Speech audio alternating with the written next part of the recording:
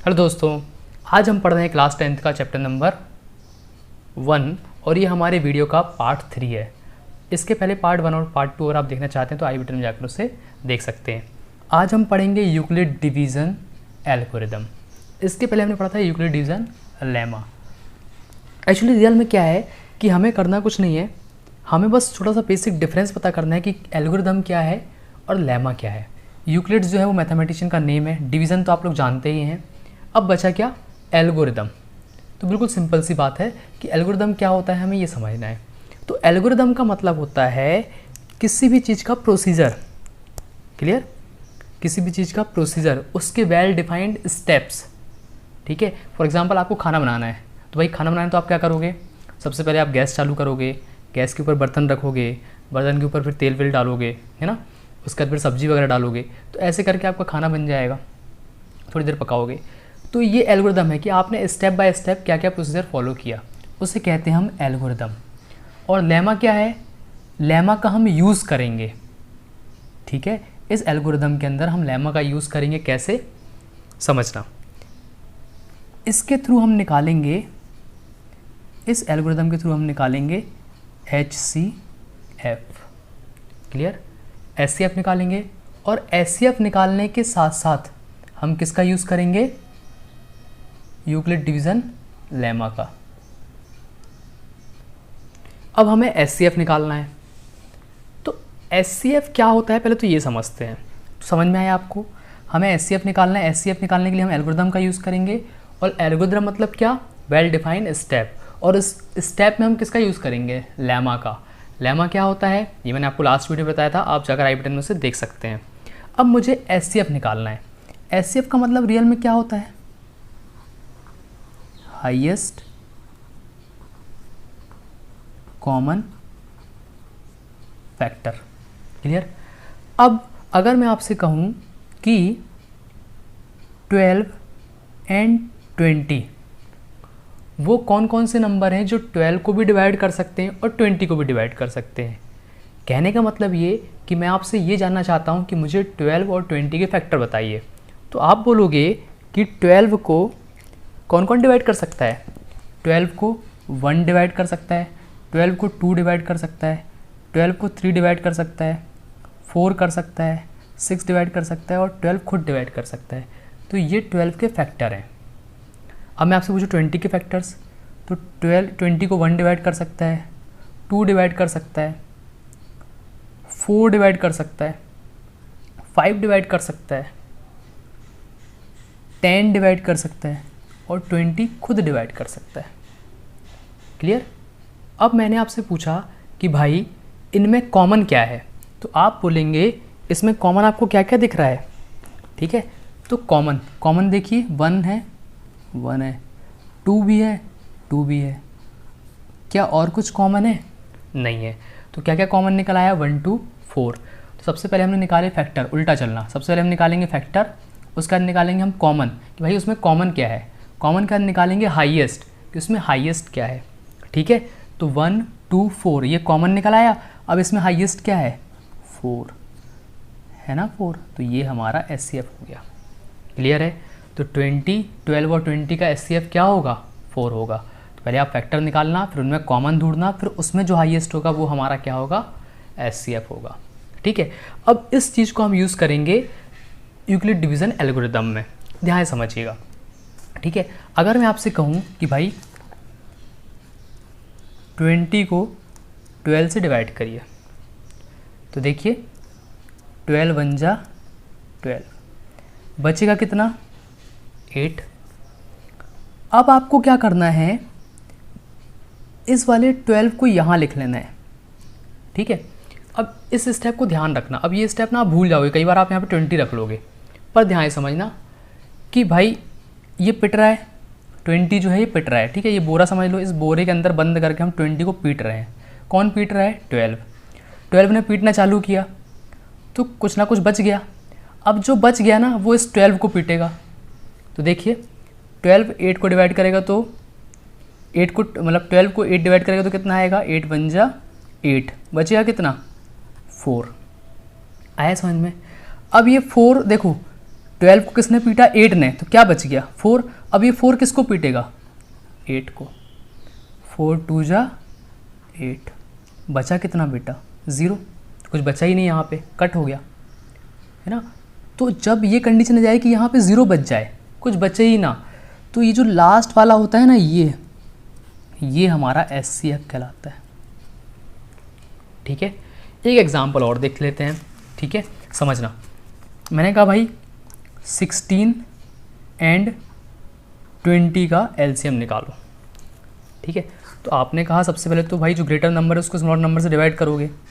So 20 divide by 16, देखिए 16 बन जा 16, कितना बचा? 4 बचा। भाई 20 को किसने पीटा? 16 ने। पीटता रहा तो कुछ ना कुछ बच गया। अब जो बच गया ना वो इसको पीटेगा। 4 4 जा 16, बच गया 0। तो इसका SCF भी क्या आ गया? 4। क्लियर है? इतना समझ में आया? ठीक, ऐसे ही आप किसी भी नंबर का निकाल सकते हैं SCF। ठीक है, अब हम आते हैं कि भाई ये यूक्लिड डिवीज़न एल्गोरिदम था, ये जो हमने एल्गोरिदम पढ़ा है, रियल में ये एल्गोरिदम है क्या? ठीक है, ये बात समझनी है, रियल में ये एल्गोरिदम है क्या? ठीक, तो ध्यान से समझना। एल्गोरिदम मतलब प्रोसीजर, उसके अंदर हमने किसका यूज़ कर लिया? लेमा का। तो भाई ये लेमा ही तो है। ठीक, अब यहाँ पर हम लेमा का यूज़ करेंगे, तो समझना कैसे।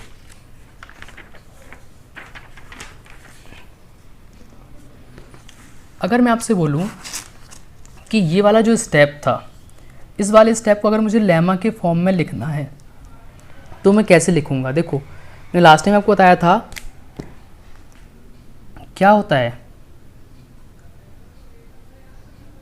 Dividend equals to divisor into quotient plus remainder. ये चीज़ बताई थी मैंने आपको, याद नहीं हो आपको तो लास्ट वीडियो में जाके देख सकते हैं। अब आप खुद देखो यहाँ पे डिविडेंड क्या है? 20, डिवाइज़र क्या है? 16, कोशेंट क्या है भाई? 1, और रिमाइंडर क्या आ रहा है आपके पास? 4। ठीक है, तो ये हमने देखिए लेमा का यूज़ कर दिया यहाँ पे। अच्छा, अगर मैं आपसे पूछूं इस वाले स्टेप के लिए, तो देखिए क्या होगा। डिविडेंड क्या है? 16, डिवाइज़र क्या है? 4, कोशेंट क्या आया? 4, और रिमाइंडर क्या है? 0। जब यहाँ पे रिमाइंडर 0 आ जाता है ना, जब ये रिमाइंडर क्या जाता है? 0, मतलब यहाँ पर हमारा जो SCF है वो निकल आता है। ठीक है, तो इस तरीके से हमको इस एल्गोरिदम का यूज़ करना है और हम ऐसे SCF निकाल सकते हैं। क्लियर है? अब अगर मैं आपको एक छोटा सा एग्जांपल दूं, ठीक है, जो आपकी बुक में दिया है। ठीक है, बुक नंबर 4 में दिया है, पेज नंबर 4 में दिया है। ठीक है, ध्यान से देखना क्या है वो। मुझसे बोला है कि फाइंड द SCF ऑफ, क्या निकालना है भाई मुझे? SCF ऑफ 455 एंड 42, मुझे इनका SCF निकालना है। ठीक है, अब SCF निकालना है तो मुझे पता है SCF कैसे निकलता है भाई। एल्गोरिदम लगाते हैं, उसमें लेमा का यूज़ कर लेते हैं। 42, तो देखिए 42 1 जा 42। ठीक है, इसको मैं 10 टाइम्स कर सकता हूँ। मेरे पास यहाँ पे क्या बचेगा भाई? 35 बच जाएगा। ठीक है, अब देखिए 455 को किसने पीटा? 42 ने। तो जो बच गया, अब जो बच गया वो इसको पीटेगा। ऐसे होता है ना, मूवी में देखा नहीं है कि ये विलन को पीट रहा है तो विलन का जो बच्चा होता है वो फिर इससे बदला लेता है कि नहीं लेता? बस वही सेम चीज़ है। देखो 35 बन जा 35, कितना बचा? 7। अब देखो ये 42 विलन बन गया था, ये हीरो बन गया था, इसने पीटा, तो अब जो बच्चा हुआ वो इसको पीटेगा। ये आ गया 35, 7 5 जा 35। क्या कुछ रिमाइंडर बचा? 0 नहीं। तो लास्ट में मेन हीरो कौन बचा? ये 7। क्यों? क्योंकि अब इसको मारने के लिए कोई हुआ ही नहीं है। कोई हुआ क्या? नहीं हुआ। तो ये 7 हमारा क्या है? SCF है। अब आप बोलोगे कि हमारी बुक में तो कुछ और ही दिया है। अब आपकी बुक में कुछ और नहीं दिया है। आपकी बुक में अभी जो मैंने आपको फॉर्म बताया, dividend equal to divisor into quotient plus remainder, वही फॉर्म दिया गया है। ठीक है, देखो अगर मैं आपसे बोलूँ कि डिविडेंड, यहाँ पे डिविडेंड निकालो, तो डिविडेंड क्या है भाई? 455, सॉरी यहाँ पे इक्वल साइन आएगा। ठीक है, मैं इसको पूरा कट कर देता हूँ, यहाँ पे अच्छे से लिख देता हूँ। 455 equals to 42 into 10 plus remainder, remainder कितना है? 35। अब इस वाले स्टेप में देखो, डिविडेंड क्या है? 42, क्वोशंट क्या है, सॉरी डिवाइज़र क्या है? 35, क्वोशंट क्या है? 1 और रिमाइंडर क्या है? 7। क्लियर हुआ? वही सेम चीज़ हम यहाँ पे भी कर सकते हैं भाई। डिविडेंड क्या है? 35, डिवाइज़र क्या है? 7, क्वोशंट क्या है? 5 और रिमाइंडर क्या है? 0। तो मैंने आपको बताया ना, जब रिमाइंडर 0 जाता है मतलब कि हमारा काम हो गया, SCF निकल आया। क्लियर हुआ इतना? आया समझ में? इसके बाद हम अपनी बुक के जो क्वेश्चन है एक्सरसाइज 1.1 उसको स्टार्ट करेंगे। ठीक है, so now everybody bye, take care. तो अगर आपको वीडियो अच्छा लगा तो प्लीज़ चैनल को लाइक और सब्सक्राइब करें और शेयर भी करें प्लीज़। और बाकी इसके बाद अपन इसको देखते हैं नेक्स्ट वीडियो में।